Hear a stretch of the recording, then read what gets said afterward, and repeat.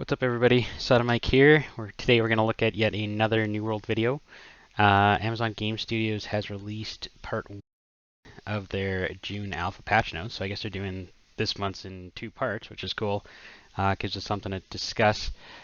Today's only June 3rd, so it's kind of crazy that these came out today, and we're going to take in just a second. But first, I just like to say, if you like the video, please hit that like button, please hit the sub button. It means the world to me. All right, let's get in there.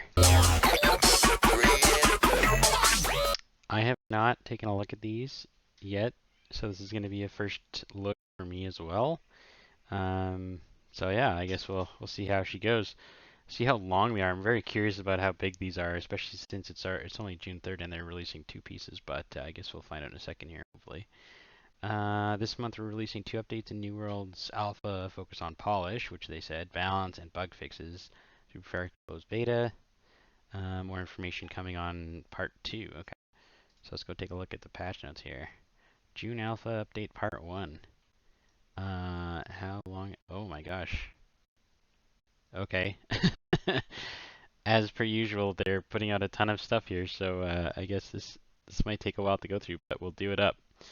Greeting Adventures. Today's alpha release focused on polishing the gameplay experience and systems, including heaping pile of bug fixes span across all aspects of the game. All in preparation for closed beta in July and our August 31st launch. General, wow. 1,209 bugs? I don't know about you guys, but when my developers fix a bug, it takes them like a day or a week even. That's a lot of bugs. Um, so that's good. I mean, I don't know how many bugs they are, what capacity. Like if this is just like a grammar change, but still 1,200 bugs, that's a lot. Increased company member limit from 50 to 100. Oh, okay, cool. So your guild or whatever in this game is called company, it can be twice as big now. 100 people in your company. That's pretty crazy. I think that's a good thing because there's gonna be, it is faction versus faction versus faction, but there's gonna be the company that is the strong company in that faction. So the more people you can have in that company is better because the faction will receive rewards. Also, the company holding territory will receive even more rewards. So yeah, I like that. That's good. Update new player quests related to choosing a faction and gathering and refining for the constables. Constables like the NPC in an area. Add a new series of lore notes in each starting zone with additional revelations about that zone's constable. Okay, so they added some lore stuff. Updated some player quests choosing your faction. Cool. Progression updates. In May, we rebalanced progression leveling to introduce a number of new ways for players to advance, such as earning trade skill levels or territory standing levels, and discovering points of interest or lore pages. The rebalance resulted in players leveling faster than the content, so we've made a few changes to XP leveling. Okay, so they probably slowed it down a bit. Increased the amount of XP from discovering lore pages. Interesting. I wasn't expecting an increase after that comment. We love this new activity and how it rewards exploration and want to ensure it's more impactful. Base XP has been increased from 25 to 40, and XP is increased by 10, up from 5 for every 10 notes discovered. Okay, cool. I did like poking around when I was playing. It's nice that that gives you EXP. There's other games where it's like just lore for lore purposes, and it's nice to just have a little extra in there. Double EXP rewarding for discovering point of interests, like lore note discovery. This is great new source of EXP, and we wanted to pump up the amount it contributes. Okay, so those are both buffs. It's weird because this said that players are leveling faster than the content, and these are 2 increases. Increase XP required to level by 40%. Okay. There you go. So they slow down the overall leveling. This is good. Somebody's going to read this and be like, oh, that's why they're selling XP boosts and all this stuff. No. Like, I don't want to get into that again. I have a couple of videos on MTX and the in-game cash shop and stuff for New World. If you want to look at those and take a look. But this still doesn't impact that at all because people are going to be max level. I guarantee it. I don't know how much this is going to impact me. I guarantee people will be max level in a week or less in this game, regardless of this. So if they sell player progression rest XP 5 months from now, this doesn't matter. So I can see it already though. Just ignore those people. I think they're just gonna go straight there. It's just bad. Players in the alpha are leveling faster than we expected, faster than the content, and as a result, there are some cool quests and point of interest. The goal of this change is better align progression with the content of the game. This is all, it's funny because the same people who will bitch about this being, emphasized for pay to win are the people who will say that you should just make a fun game and people shouldn't want to rush through it and stuff. That's what they're doing. They're saying we have cool stuff that people are skipping because we added all these extra EXP streams and we didn't, after testing it, we realized they're leveling too quickly, which is totally fair because they just introduced them and they had no idea of what the balance was before. So now they know that because they've introduced more ways to level up, people are leveling up quicker. Like it makes perfect sense. So you slow it down a little bit to balance it. That's just how balancing works. So there's nothing wrong here. Reduce the XP gain from corrupted breaches by 10 to 20% based on level of the breach. We also decreased the breach spawn speed from 15 minutes to 30 minutes for minor breaches and 30 minutes to 60 minutes for major breaches. We love corrupted breaches and how they bring players together, but want the feeling to be more about cleansing the area of corruption and then waiting for it to rebuild, not to be constant grind. I actually really like that. When I was playing the preview event, my buddy and I, like, that was the best place to do everything. So the game just became about grinding corrupted breaches, and it got old. It wasn't as fun and exciting. It wasn't like, oh my god, let's go clear this breach. It was like, what do you want to do today? It's like, oh, let's just go from breach to breach to breach. Yeah, so this is good. Reduce the XP from faction missions to compensate for the change in mission structure. In this update, we've changed faction missions back to single mission structure. Since they are considerably faster now, we've adjusted the rewards accordingly to the single mission structure. So there was multiple missions before in one quest. That's the way I read that. Okay. The quests are quicker, they're worth less. Okay. Reduce the EXP from PvP missions by about 20%. The proximity of the mission locations and speed at which players could complete these missions led to a quicker rate of EXP gain than was intended. Okay, they may have changed some stuff here because when I was playing, it was like the PvP missions were the ones that it gave you a lot of experience, but it was like carry this bag like 4 zones over, and it would take you way too long. So maybe they've changed that a bit. Arenas will now require one party member to have a tuning orb for entry. Okay, so arenas are they're different from the dungeons. They're like I think they only have one boss in them. I didn't get to play any of the arenas when I was there. In fact, I don't know that they were in yet. This is another type of dungeon, so now you need a tuning orb for that as well. Increase the reward for completing an arena, like expedition orbs. So yeah, that's what I meant by dungeons, expeditions. Tuning orbs will be given during initial quest, and they can be crafted from materials found around a turnum. I have some questions about the orbs, whether or not like the orbs are built for a specific dungeon, or if it's just like you have expedition orbs and you have arena orbs. Like, can any expedition orb get you into any expedition, or are they going to be specific? So, to be determined, I guess. But yeah, the arenas, interesting. They'll need an orb now too. So, there's a lot of economics and gold sinks and stuff happening here. So, like, that can be a good thing. There's nothing worse than having a game that has no currency sinks and everything just gets inflated like crazy. Added the crafting missions. We removed from faction missions to two town projects. Sorry. This felt like a better place. Okay, so they had some crafting missions in the faction for missions originally, and now they've moved them to the town projects. I like that they didn't get rid of them because I was kind of disappointed when they said that. Like, I get why they did it, but I was like, I kind of like the crafting missions and gathering missions. Maybe they were faction missions though. Maybe they are town projects. That does kind of make sense. The town needs you to do them. Along with the move to town projects, cooking and armor and armament crafting missions have been overhauled and changed to be more accessible. Wonder what that means. More accessible, so they weren't showing up as much before? Requirements here have been made easier for cooking missions with a maximum 4 ingredients for any mission and less of each ingredient type. tuned armor and armament missions to require less of each material. Rather than requiring materials from Tier 2 to Tier 5, these missions now require materials from Tier 1 to Tier 4. Okay, so the missions themselves are too difficult, require too many materials and too many high tier materials. So I'm guessing they've changed this because in a faction mission you got faction credit and you could buy faction items and stuff, so it's probably a little bit more valuable than what you're going to get by doing them for town projects. So they're like, well, if they're less valuable, they should take less to do. So I think that's what the balance here is. I wonder, I don't remember what the rewards are for doing town projects. So it'll be interesting when we get in there to see.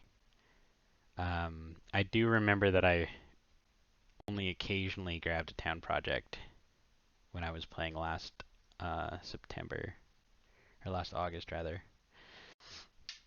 Raise the cap on the number of active buy and sell contracts to 100 per character. Okay, I like that. That's basically the amount that you can use the auction house, and that is global. So I don't know if you're aware, but every auction house in each area of this game is its own thing. They're not all linked. So, if you find an item that you really think is good, but there's a lot of them for sale in that area, just go to a different area. You might be the only one listed. But yeah, so the the amount of contracts are per character is global, or was last year. But that's good that they've increased it because there's nothing worse than having like good stuff you want to buy or sell and you can't put contracts out. Reordered and tuned list of territory standing bonuses offered at each level. Okay, that's interesting. The new order has bonuses more relevant to the early game rolling at the earlier territory, such as the town storage, territory standing, and XP bonuses. Generally, but not always, standing bonuses should offer a choice between similar things. For instance, one set of bonuses will pick between taxes and fees, while the other set will pick between advancement bonuses such as territory standing bonuses or faction token bonuses. Okay, so when you level up in an area, it gives you a bunch of options to choose, and now they're saying that they're going to be more similar. Depending on what you roll. So like there's a lot of them and you don't get to choose from everything. You get to choose from 3, I think it is. So they're saying like you'll get a one of the times you level up, you'll get a chance between something that saves you coins or money versus something that gives you more standing or more XP. Would be a different roll. Increase the amount of furnishing points granted by the furnishing standing bonus. Okay. So you can deck out your house quicker or may have more stuff. This required a reduction to the overall number of times the bonus is offered. We wanted to stay close to our previous hard cap. Okay. So you're going to get this one less often, but it's worth way more, and it's still going to cap out the same. So the furnishing stuff. Loot and gear. Ooh, we got a picture coming up. Loot and gear. Gray rarity gear no longer binds on equip. This will eliminate the confirmation pop-up when equipping gray rarity gear, which should reduce pop-ups and complexity during the first few levels. That's good. Nobody gives a shit about gray anyway. You should be able to put it on, take it off. Nobody's going to buy it off you, so that's good.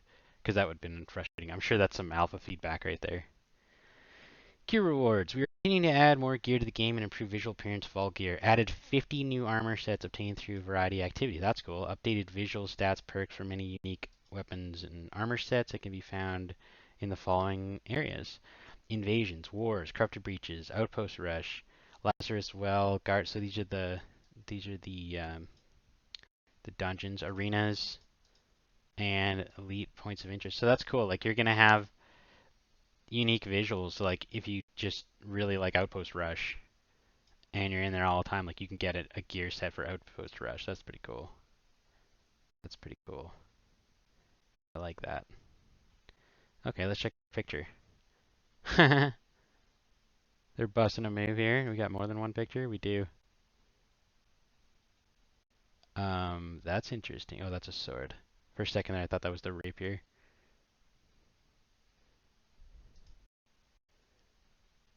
Okay. let's keep going. Possible perks from each source has been narrowed to give each piece more focus on the benefits they provide. More focus on the benefit. Okay. This intends to reduce the chance of getting a less than ideal combination of perks, depending on what kind of character build you're looking to make. Okay, so I don't know the specifics of this, but like we were talking about, maybe the corrupted breach gear will give you stuff that's better against corrupted monsters. You know, like each one of these gear sets are going to be giving you some kind of different benefit. Wars, maybe it's all PvP focused or whatever. And what they're saying here is that they're narrowing the focus so that when you get that piece of gear, you should have something that makes sense with other pieces of gear from that same area. Added 27 new trinkets, war, breach, invasion, outpost, rush. I love that they're having like differentiation of gear depending on where it drops. I like that. It's kind of cool. I don't know if we're going to have enough storage to have like 18 different sets of gear, but alright. Up color scheme on a slew of weapons throughout the game. Update all unique colored weapons dropped by lost enemies. Updated the base set color on spears, rapiers, great axe by dropping by angry earth to correctly match the other angry earth weapons. Here's another thing. You're going to look at somebody and know that they're carrying a lost weapon or an angry earth weapon. That's cool. Same thing here with the ancient weapons and Ice Gauntlet, families, enemies. Okay. So, yeah. So the Ice Gauntlet got a change in its look also. Cool. Added 2 unique trade skill apparel sets that can be discovered throughout a tournament.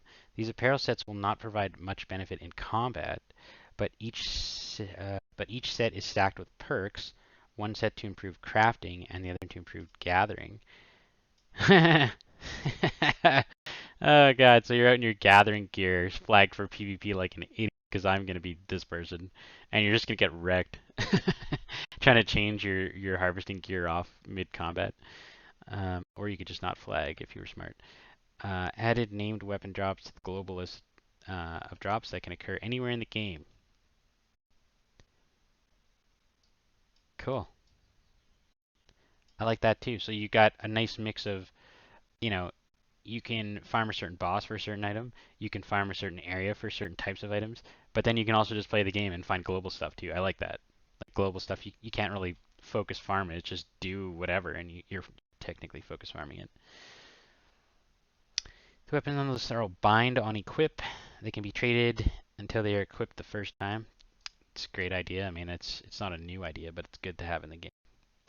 Crafting. Jewelcrafting. Trinkets are now created with embedded gems that cannot be changed. Interesting. Jewelcrafting added crafting recipes for carnelian amber trinkets. That's interesting. So if you do, you know, something you've crafted as a trinket, I'm sure that's not for the ones you've dropped, but the crafted ones will have to be embedded with a certain type of gem. That's cool. I'm guessing you'll need that gem to do it, but we'll have to see.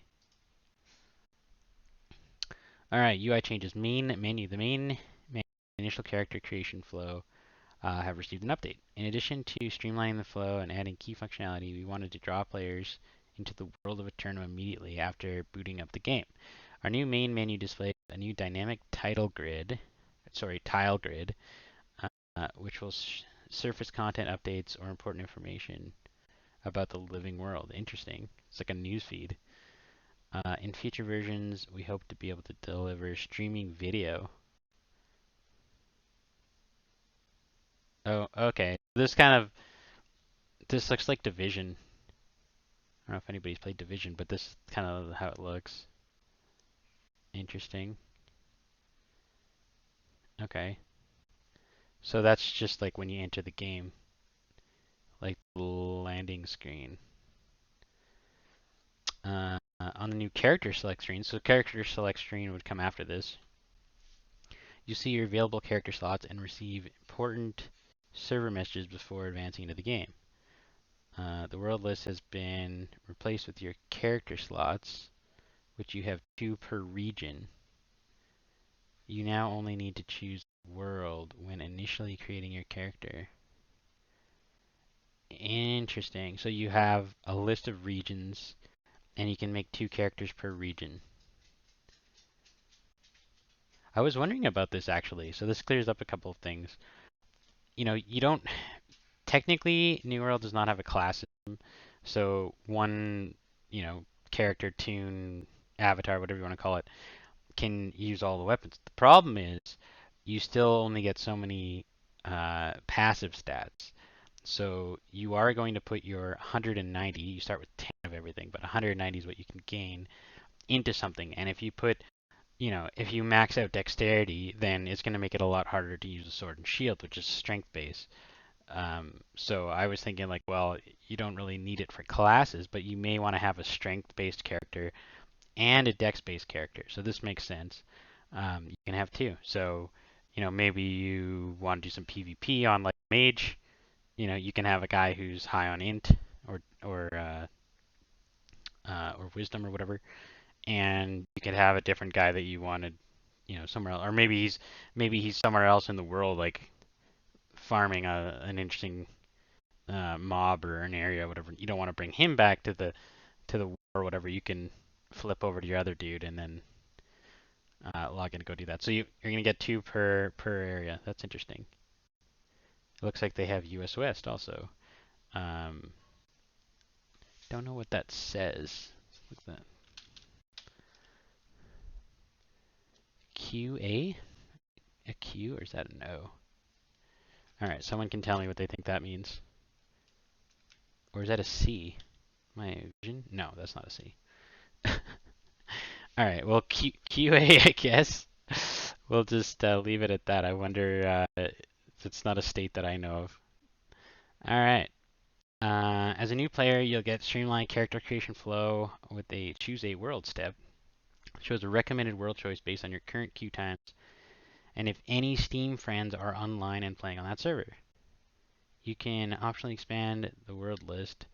Okay, that's kind of nice. I mean, you should know what server your friends are on, but if you don't, it kind of takes care of that for you. That's nice.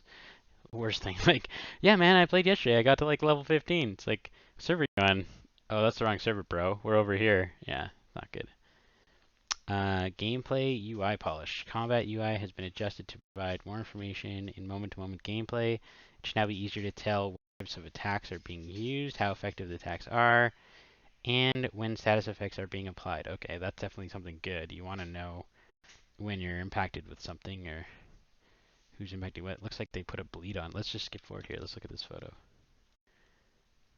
You see a little bleed. Oh, you see a little debuff on it too. Infected with bleed. The guy's using a rapier. Hell yeah. Cool. Okay. I guess we could leave that big and actually be able to read it. What else do we got here? Added icons floating damage numbers showing all damage types. Okay, we just looked at that. Added indicator colors show that attack has improved or reduced effectiveness against target type due to its attack type. Interesting. So, I wonder what that'll be. Colors. Interesting. So there'll be different colors in the numbers, I assume, when you're inflicting something else do more damage. That's cool. Stat effects now generate a floating text icon to clearly indicate the status effect's name when applied to either players or mobs. Okay, I like that. I wonder if that's this actually. Status effect icons are more clear and predominantly placed above the enemy's name rather than on the right side. Okay, so this is the top part there. So that's his status effect. Cool. The compass has had some polish too, including the compass. Right on. When in a point of interest, the compass will display the point of interest name permanently until you exit the point of interest. Okay, both entrance and exits into point of interest now have a sound effects cue to aid in recognizing when you can set camp. Okay, distances are now only shown for the compass icon closest to the center of the compass where the camera's aiming. This improves legibility and significantly by removing overlapping text. Okay, I actually like that a lot because you can have like 100 things on your compass. And yeah, I mean, this is still going to cause a little bit of issue sometimes because 2 1 will be like the 99% Venn diagram where you're trying to separate them and you don't know. But for the most part, like you used to have numbers under each of these, and it definitely overlapped. And you're like, is that 870 meters or 2,870 meters? Because there was a 2 in this one, and yeah, okay. A plethora of new character appearance options are now available when creating your character, including new face hairstyles, facial hair, eye color, skin features, scars, and tattoos. Hell yeah, tattoos. Here are just a few examples. Okay. She's got some tattoos going on. Got the face tattoo going on. Green eye color. It looks a little bloodshot there. You might want to get some sleep. Let's see what else we got here. Nice. I can see my dude already. Here you go. Here's what Sodomite's looking like. It looks like a crazy mother. Oh yeah. I like that. Got some scars going on. Got like the face scar. People love the scar look. Oh man, look at this guy. I like the big cheeks. Hell yeah. Oh my god, there's so many. I don't know what's going on with the eyeballs. Other than the eyes, I think I'm actually those two look fine. That guy looks fine. This guy looks fine. There's some like opaque glossiness going on there. Cool. Everybody loves customer characterization. Um, the one thing with that is like as soon as you put the helmet on, you can't see your face anymore. So you spend like an hour doing your face, and you never see it again. Um, more the merrier. I mean, why not? Let's customize. It's cool. Tooltips no longer cover up the item you are pointing at. Instead, they clamp to the side of the focused item. Okay, that's good. In addition, the actions panel has been scaled down and condensed so that tooltips take up less overall room on the inventory screen. Streamlining of the die screen and color picker, including the ability to preview colors on a character model by hovering and not click on them. Okay, this is really good. So you can see the die before you use it. Number one, like that's great. Things not being in your way, that's great because it's just frustrating. And tidying up the screen is nice too. Add unique icons for group members instead of identical diamonds with different colors for colorblind accessibility. Okay, I like that. And I'm not colorblind, but I like it for colorblind people and also just for the rest of us. Because yeah, it's nice to know that, blue's your bro and pink's your girlfriend and yellow's your buddy and whatever. But if you can't see them, it's nice to have like a circle and a square and a triangle and a diamond or whatever. So that's cool. I haven't seen anything if they have mark target in this game yet. I can't remember if they do or not, and I'm really curious about that. So if you know, let me know in the comment section. I'm talking about marking targets for like mobs and stuff for like dungeons. When accessing a storage shed, you will no longer receive the storage shed informational notification in the upper right corner on the very first time. Okay, don't know what that does. Don't think it matters. Players who are crouched or prone no longer generate a typing bubble when communicating in global chat, allowing players to remain stealthy. Oh man, who came up with this one? He's like, dude, how did you see me? I was prone. It's like, oh, you were typing in global, and I saw. I killed you because your word bubble. Okay, that's good. Oh, we're almost done here. Sort of. We're into combat. Default control scheme update. Okay, I don't know what that means at all, but let's continue on. We have updated our default control scheme to resolve some combat. I don't know what default control scheme is.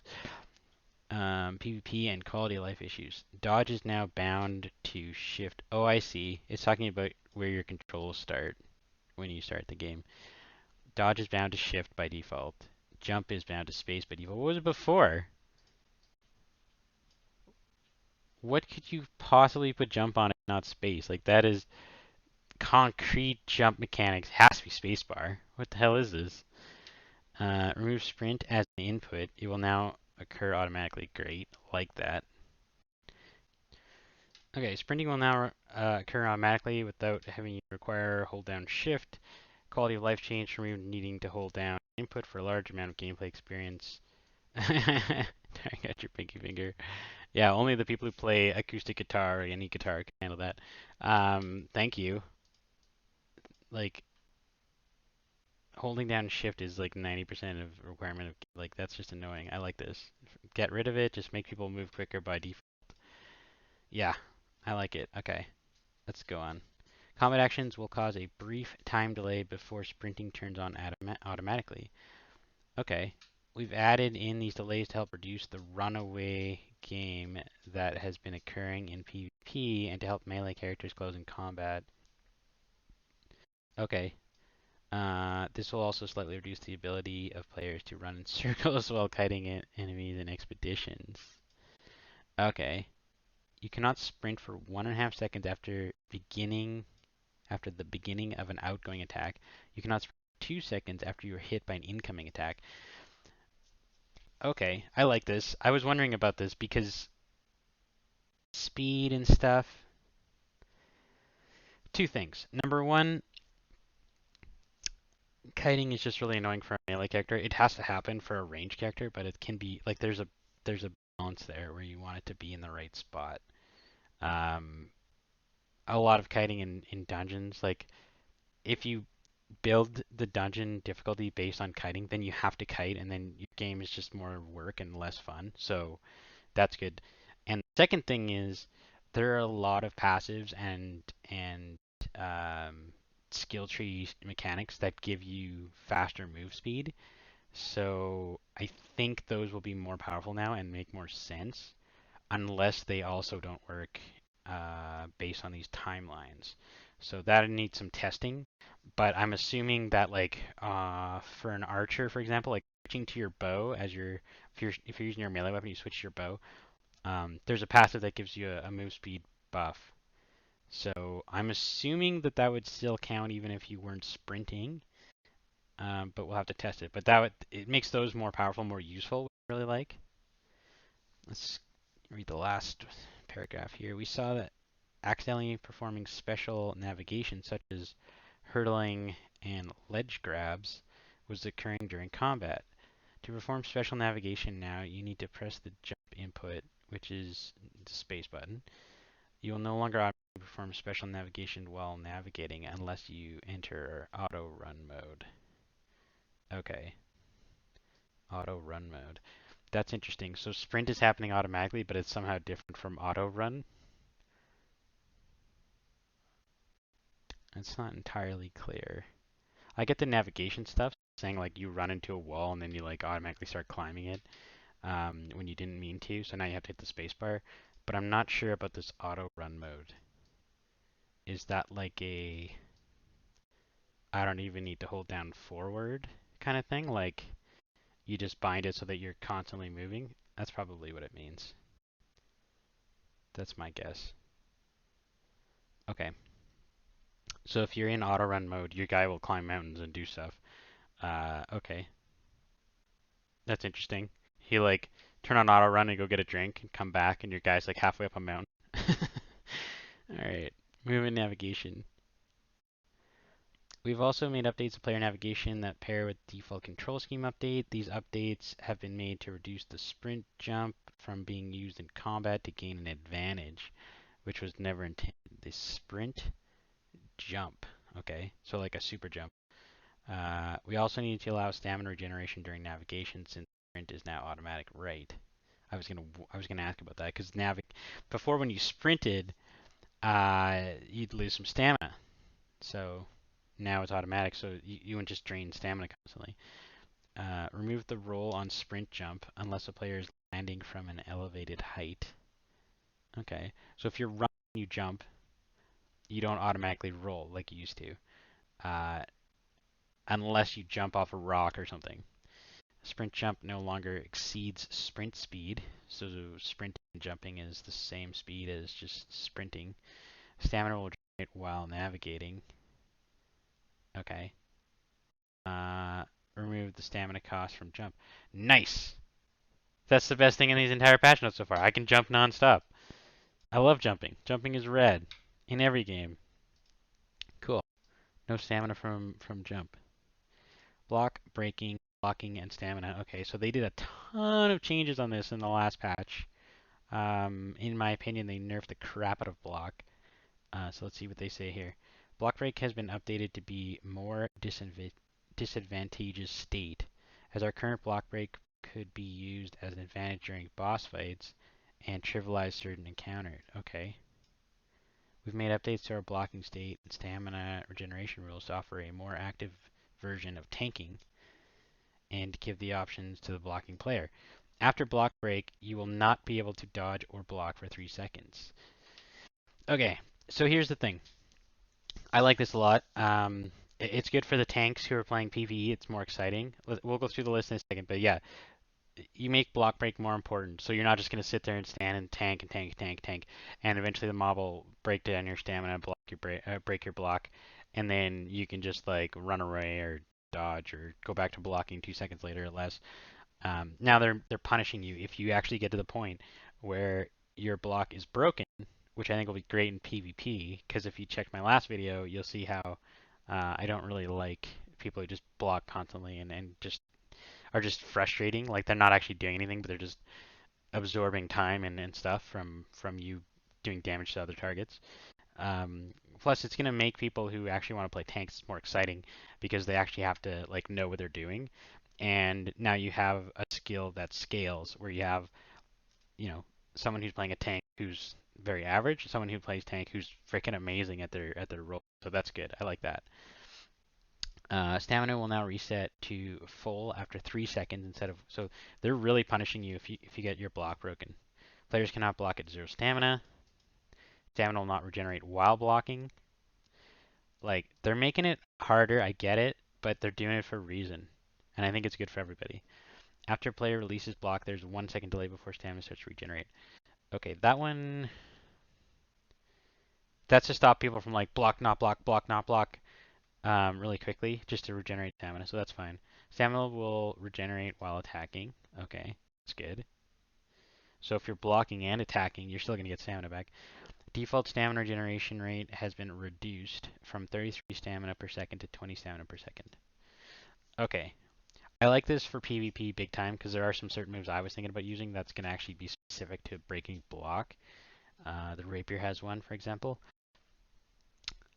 It's going to be great because you're going to be in a melee fight with a tank or even in PvE combat, and if you can break their block, you're going to get rewarded.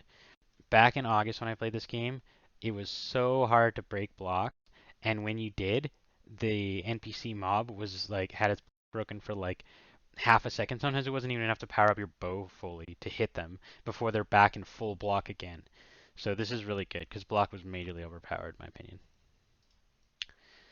Death's Door, all damaging debuffs and buffing status effects are removed when entering Death's Door. Timer, food buffs, and other tracking effects are not removed. Okay. Sheath and prone attack updates. You can now trigger abilities and attacks directly from sheath state. Pressing an ability button while sheathed will now go straight into the attack. Interesting. Basic attacks and abilities can also be performed directly from the prone position. Okay, so it's just a quality of life thing.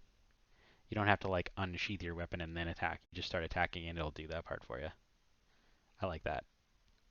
It's not not realistic. It's just saving you a step, right? That's the way I look at it.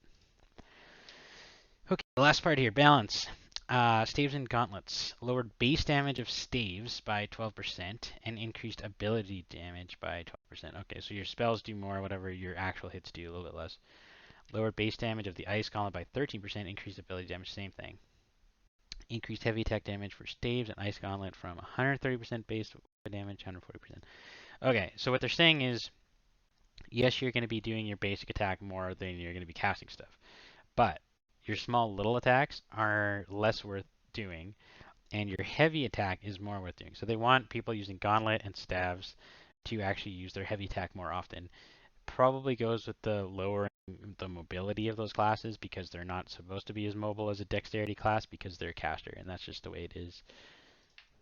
It makes sense to me. And the damage actually goes up. So your spells are more powerful is the way I look at it. Your heavy attack's more powerful. You lose your little light attack damage. Who cares? That's like the most basic. If you're going to lose damage anywhere, you want it from your base. Fire Staff. Fireball can now be blocked with the shield. That's cool. I like that. There's so many games where blocking is only against physical stuff and not against spells.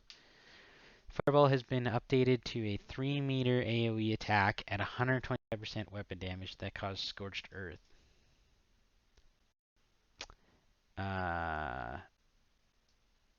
So they're gonna make us go look at what it was before. They're not gonna. Oh man. All right, Amazon. Oops on this one. I get you guys are experts at your game, but I don't know what Fireball was before. So you're telling me that it's updated to 3 meters and 125 weapon damage doesn't tell me if it's gotten stronger or weaker. So, when you cover that stuff up, it makes me think that you've nerfed it, but I don't know that for sure because you haven't told me what it was before. And you used the word updated. Here, reheat Pyro Ultimate. Reduced Ultimate from 500% mana regeneration rate after not using ability to 400% after 6 seconds, so it lost a second and 100%. See this? Okay, the nerf, I get it. What is this?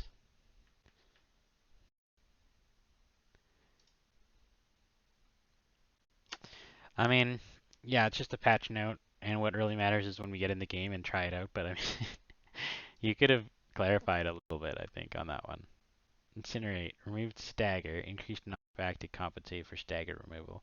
So they nerfed Incinerate a bit, but it has knockback, which is a buff. So I don't know. I'll have to test that. Would you rather have someone staggered or knocked back? Probably staggered would be my guess.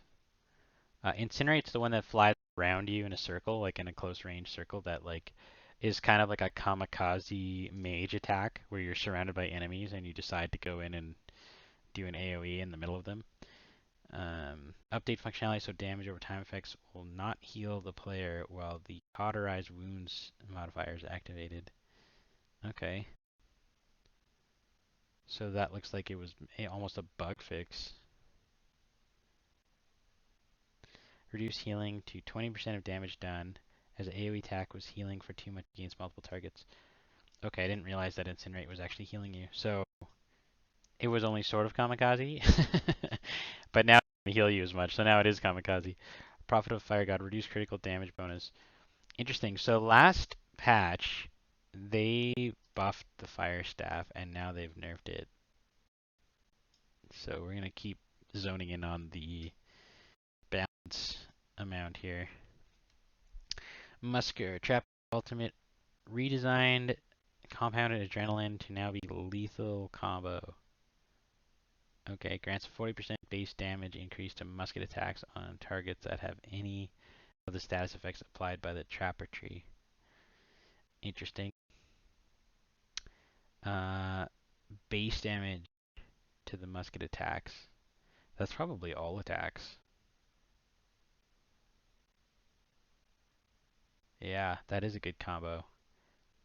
The Trapper Ultimate. So basically, if you're going Trapper tree, depending on what musket tree you can afford, maybe you get the Trapper thing going on, you get the Trapper Ultimate, and then your damage is crazy, and you switch and hit them with something and just blow their head off. With 40% base damage, that's a huge, huge buff.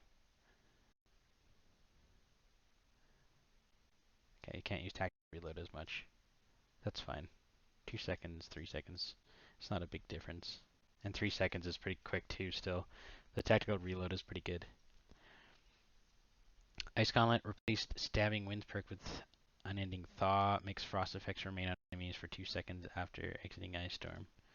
Okay, I don't remember what Stabbing Winds was. I may have to go look that up and see what they did with that. I feel like keeping frost effects on enemies longer is probably pretty damn good though. The whole point of the Ice Gauntlet is CCing and freezing and slowing, and so I think it's pretty good. I think that's going to be really good, especially in PvE. Life Staff, Diminishing Touch, Passive, and Purify modifiers for Splash of Light. Now only remove a single debuff from target effect instead of all debuffs. Nerf.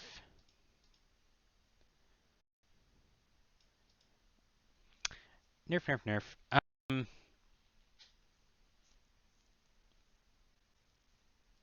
Life staff continues to get nerfed. Are we gonna have any healers in this game? I wonder. They've already made this like the hardest character to level, or the hardest weapon slash character to level with. 'Cause you basically lost its damage moves, which were broken. I agree, but they got rid of them, and now like it's gonna be really difficult to level with the life staff. You're gonna have to level something else and then use life staff.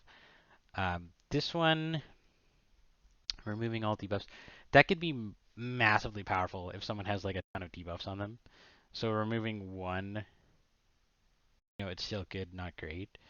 There's a bunch of things like the bleeds from the rapier and some of the other like the great axe I think has a bunch of stuff on it with like people with debuffs. So if you just like instantly remove all debuffs, those characters like anybody who built that way is going to be completely useless. So I kind of get it. Reducing one debuff. I don't know. They've been testing it, so maybe it is balance. But yeah, that's definitely that's definitely a nerf. It's definitely a nerf. And it removes a single debuff. I wonder how it decides. I wonder if it's just legit random. It doesn't say here. You would think it would be like the oldest debuff first or something. Like a FIFO. I don't know. Interesting. I guess we'll have to test. Warhammer. Adjusted homing for the heavy attack. So it will direct the player slightly to target. That's kind of good. Warhammer heavy attack is pretty slow. That's a quality of life buff for people who play heavy Warhammer. That's good. I think that's fine. It's a little bit of cheating, but it's fine because the last thing you want is like a big heavy attack that's like impossible to hit because somebody's dancing around you so much. Like a little bit of that, fine. Is this going to hit every time now? Probably not. Not based on that wording. I hope not. But it helps. It just like bounces a little bit. I'm fine with that. Same thing on the great axe. These are really slow attacks, so I think this is fine. Particularly for newer players, who might not be like super gamers and they want to play the great axe and they can never hit anything because they're not like perfectly aiming their stuff. I think that's fine, particularly in PvE where it's going to make the most difference. I think. Perks. Cruel perk update to only affect crowd control status effects, root slows and stuns instead of all debuffs. Okay. I can't remember what the cruel perk did. Um, but was it a damage perk? I'm trying to remember. It got nerfed though because it's only going to impact these status effects, not all debuffs. Because there's new debuffs, right? There's bleeding and um, there's like not stunned, but like staggered and some other things. Actually, staggered might count as a stun, but it won't count for bleeding. I'm thinking that some of this has to do with their next, like they're gonna have, I guarantee they're gonna have some like a degen mage at some point, mage weapon, and you know this won't impact that either based on these things. So any kind of dots won't do it. It's just status effects. Increase the effectiveness by 2%. Okay, so the cruel perk got a buff to its effectiveness, but a debuff to what it applies to. Cool. That is a lot. Like June 3rd, and it's June patch notes part 1, and there's a ton of stuff, and there's some photos and stuff. I think for the most part, this is pretty good. I think the best part was the sprint stuff, the free jump and the sprint changes where you're always going to be moving quickly. It's going to be interesting to see how like you move really slow when you're in combat and then like a second later you just like burst into like a faster pace. Um, but yeah, I understand why they did that. I think that could be good, particularly for players. I'm not going to be playing melee really, but I still appreciate that change. And we'll have to see how some of the other things go. The fire staff got nerfed the most. I love the fact that they're adding unique looking gear and gear with specific stats to stuff. That there's global drops. Um, Interesting that there's character slots now. So yeah, that's Interesting. They've confirmed 2 character slots per server, per region, I guess. Interesting stuff. Interesting stuff.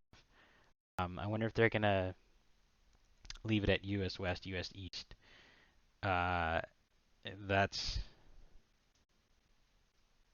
really not a lot. Like, I wonder if they're gonna have. I wonder if that's what the QA thing is. Like, maybe it's like US West, and then there's like some server, and there's like 50 US West servers. I don't know. We'll see when we get in there. I like this a lot, being able to see what status effects are on things, particularly if you're not the one who put them on there. Like, you could be in a party, right? And you don't know necessarily what your buddy's doing or what some random pug that you picked up is doing. And then you see like, oh my god, this guy's bleeding, which combos really well with my next great axe attack or whatever. So that's kind of cool if that works together as I think it does. So I like that. Character customization, UI polish, combat stuff. Uh, I like the block stuff. I'm really excited to see what the entirety of their block changes looks like because it was super frustrating before. And I was actually thinking about playing Rapier just for the like block break ability. And now I'm kind of excited even more for that. Like if you're playing a musket and a rapier or whatever, you kind of have like the range attack. But then when you get in melee, you have a chance against like a heavy armored tank if you have a block break landed properly with some of this stuff, because this really takes them out of it. Like if they're blocking to the point where they're getting broken, they're really screwed. And yeah, I'm okay with that. Then we can shred them after that, and PVE especially, because there was a lot of really difficult mobs to deal with in PVE when they had a block, and you really needed some big hitting weapons to be able to get through it, and it was really difficult for certain classes. So I keep saying classes, you know what I mean? Certain weapon types, certain loadouts. Cool. Well, the patch notes are online if you want to check them out yourself. Leave me a question or thoughts if you have anything you want to chat me about. Thanks for tuning in, and we'll check you next time. All right, that's going to be it for this video. June Part 1 patch notes complete. There was a lot there. I love that these guys keep putting out tons of content, tons of bugs fixes, tons of polish and actual like changes too. They're talking about balance. They actually did a ton of balance changes. Yeah, so I think we'll, I guess we'll stay tuned for Part 2. Maybe it'll be a week, maybe it'll be a couple weeks from now. And you know what? If you want to go through with me, tune in here. If you want to read yourself, totally cool. Please let me know if you have any thoughts on this video and anything that I missed or didn't cover, or if you know what the hell changed with the fire staff. You know, I wish they included that stuff. But anyway, thanks for tuning in. Don't forget to hit that like, sub button if you enjoyed the video, and we'll catch you next time. See you later.